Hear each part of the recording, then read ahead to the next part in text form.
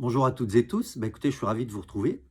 Et puis aujourd'hui, on va parler de coaching. Alors, c'est un terme qu'on entend énormément en ce moment. Il y a plein de coachs de haut potentiel, de coachs en développement personnel, de coachs en image de soi, de coachs en communication. Mais en fait, il y a des raisons à ce que ça s'appelle coaching, que je vais essayer de vous expliquer aujourd'hui. Alors, il y a des raisons historiques et des raisons étymologiques.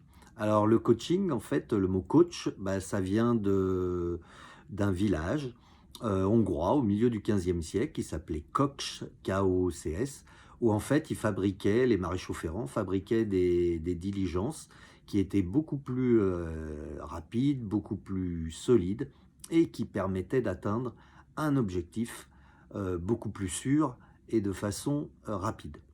Alors voilà l'origine du mot coach, qui a été pris ensuite, qui a été repris en France, sous le terme de coach, et de cocher, celui, qui guide, les personnes donc d'un point A à un point B.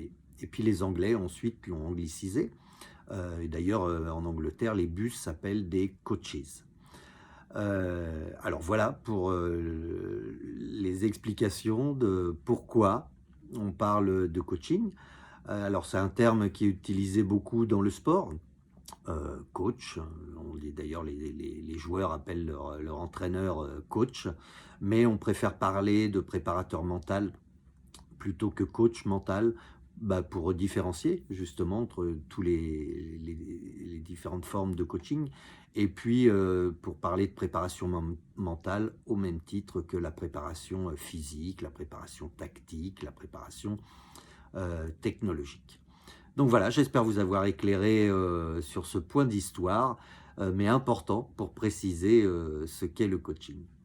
Allez, à bientôt pour une nouvelle rubrique sur le coaching et le mental. Au revoir.